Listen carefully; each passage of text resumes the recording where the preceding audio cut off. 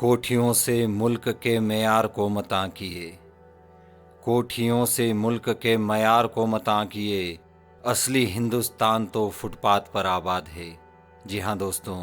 ये शब्द हैं अदम गोंडवी के और रचनाकार के इस एपिसोड में आप सभी श्रोताओं का स्वागत है।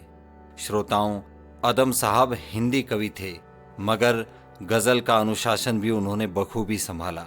वरिष्ठ साहित्यकार विश्वनाथ त्रिपाठी कहते हैं, गज़ल का रूप विधा संभाल पाना बड़ा मुश्किल काम है। अदम गोंडवी की सबसे बड़ी विशेषता यह थी कि वह हिंदी के कवि थे, मगर उन्होंने उर्दू गज़ल का अनुशासन उसी तरह संभाला जिस तरह एक उर्दू कवि संभालता है। अपनी एक गज़ल में अदम साहब कहते हैं, जिसके सम्मोहन में पागल धरती है आकाश भी है,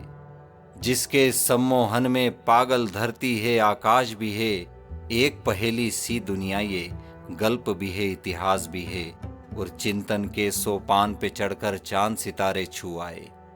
चिंतन के सोपान पे चढ़कर चांद सितारे छू आए, लेकिन मन की गहराई में माटी की बूबास भी है। मानव मन के द्वंद्व को आखिर किस सांचे में ढालोगे, मानव मन के द्वंद्व को आखिर किस सांचे में ढालोगे, महारास की पृष्ठभूमि में ओशो का सन्यास भी है, और इंद्रधनुष के पुल से गुजरकर इस बस्ती तक आए हैं, इंद्रधनुष के पुल से गुजरकर इस बस्ती तक आए हैं, जहां भूख की धूप सलोनी चंचल है बिंदास भी है, और कंकरीट के इस जंगल में फूल खिले पर गंध नहीं, कंकरीट के इस जंगल में फूल खिले पर गंध नहीं, स्मृतियों की घाटी में यूं कहने को मधुमास भी है।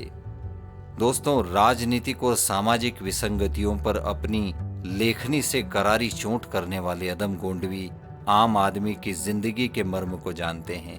और अनेक उपमाओं के माध्यम से वे उन्हें शब्दों में पिरोते हैं। अपनी एक और गजल में वे लिखते हैं, विकट बाढ़ की करुण कहानी,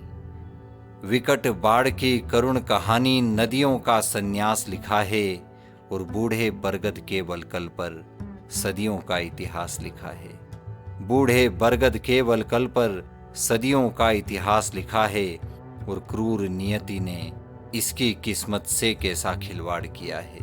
क्रूर नियति ने इसकी किस्मत से कैसा खिलवाड़ किया है, मन के पृष्ठों पर शाकुंतल, अधरों पर सन्यास लिखा है, और छाया मदिर महकती रहती गोया तुलसी की चौपाई,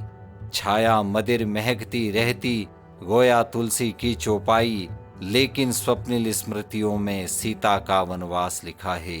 और नागफनी जो उगा रहे हैं, नागफनी जो उगा रहे हैं गमलों में गुलाब के बदले, शाखों पर उस शापित पीढ़ी का खंडित सा विश्वास लिखा है, बूढ़े बरगद के वलकल पर सदियों का इतिहास लिखा है, और लू के गर्म झकोरों से जब पछुआ तन को झुलसा जाती, लू के गर्म झकोरों से जब पछुआ तन को झुलसा जाती, मेरी इस तन्हाई के मरुथल में मधुमास लिखा है, मेरी इस तन्हाई के मरुथल में मधुमास लिखा है, और अर्ध तृप्ति उद्धाम वासना ये मानव जीवन का सच है, अर्ध तृप्ति उद्धाम वासना यह मानव जीवन का सच है।